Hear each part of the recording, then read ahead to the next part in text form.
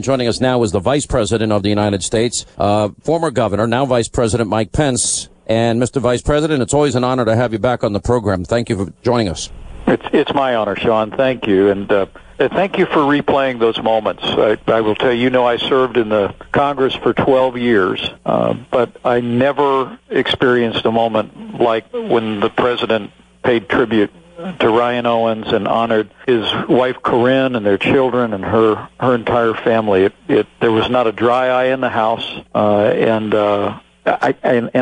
in doing that, I think President Trump showed not only his compassion for that family, but his love and devotion for all of the men and women of our armed forces. The reaction to last night's speech was not predicted by me. I just assumed the media would continue their war with the president. But when a hard, very fair, very tough news guy like Chris Wallace, and then a leftist like Van Jones both say the same thing, that in their minds, Donald Trump became the president last night. It was that deep and that profound a speech in a moment. What's your reaction to that? Well, I think it was a great speech, but it was much more than a speech.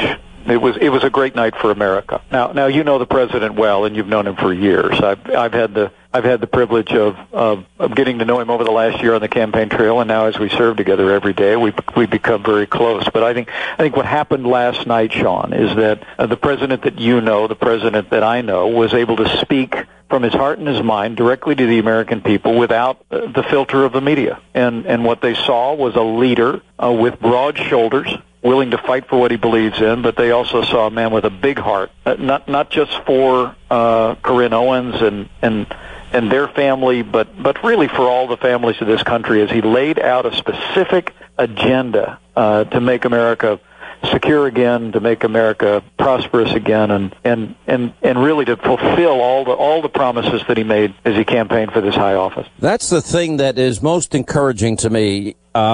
Mr. Vice President, sadly, I believe that our country has been both economically and on the world scale in a precipitous decline. And the agenda items that the president went through in great specificity and detail last night, I believe, are the prescription to make that turn and to get those people out of poverty, off of food stamps, back into the labor force, and get the American dream and get home purchasing and home buying, first-time home buyers up, that number up again. It's now at a 51-year low.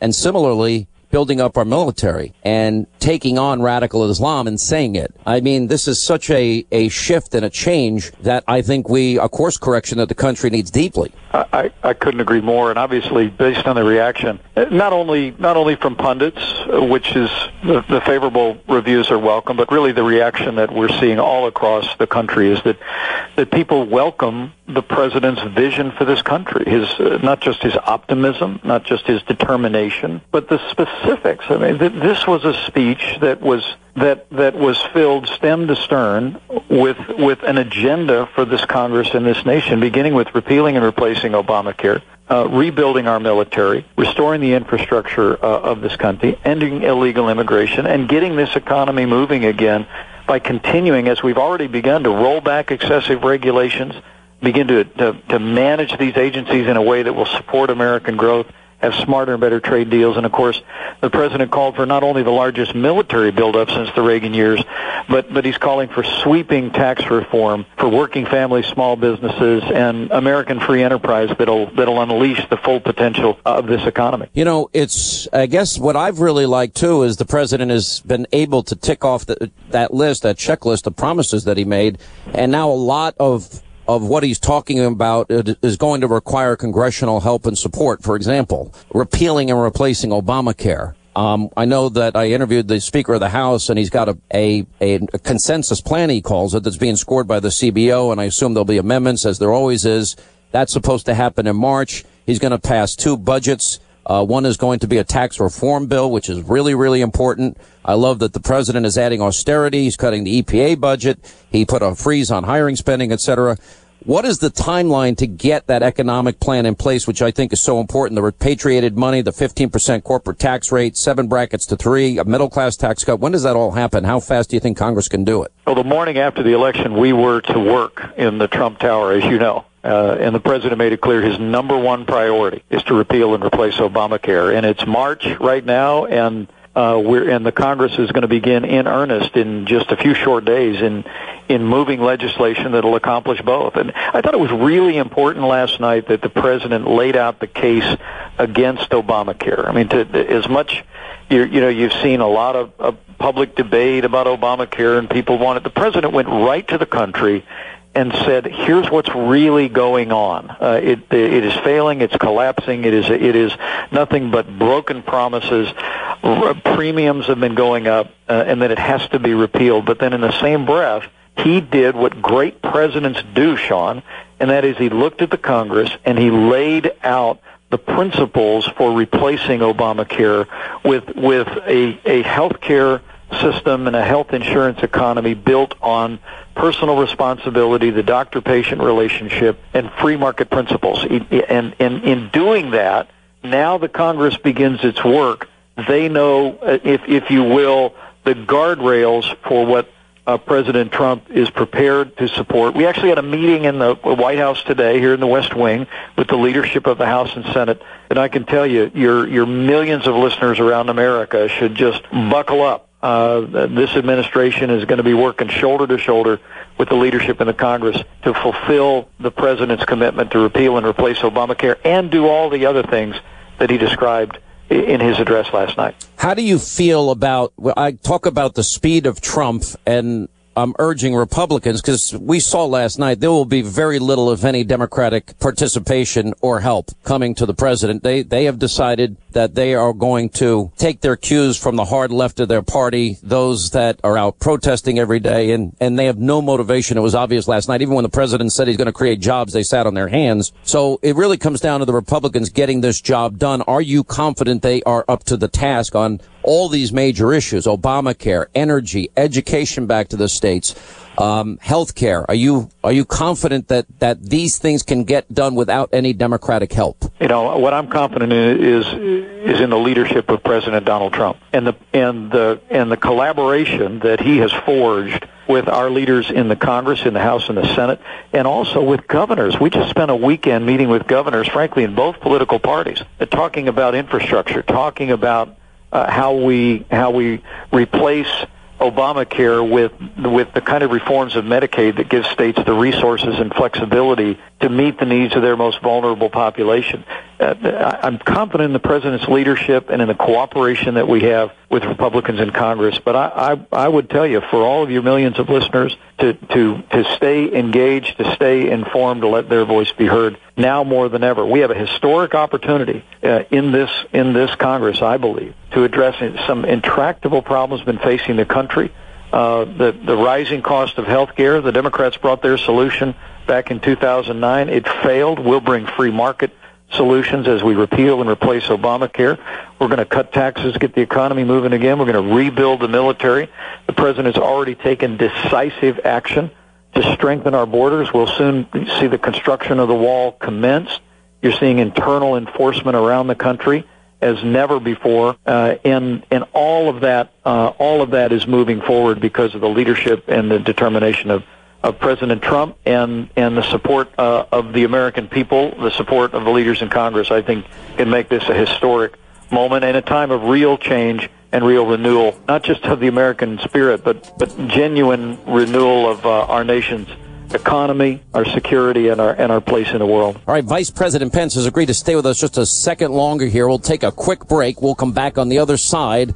We'll have more reaction with him, and then Newt Gingrich will join us right here on the Sean Hannity Show. Your money. Find out how to keep more of it and live debt-free. Tonight on the Dave Ramsey Show, starting at 7 on AM 560. The Answer. I have been wanting for a long time, and I'm extremely happy about it. If I may take one personal privilege here, I made a promise to two women that have been on this program often. And the president actually mentioned one during one of the debates, Christian Saucier.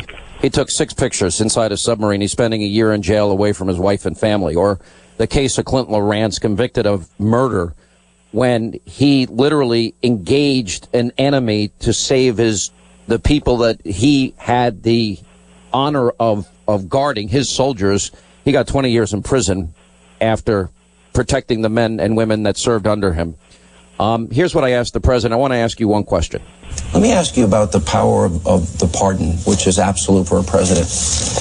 One night, I know you were watching my show, and I had the mother of this young sailor who is spending a year in jail because he took 6 pictures for his own use in a submarine, and you were comparing it.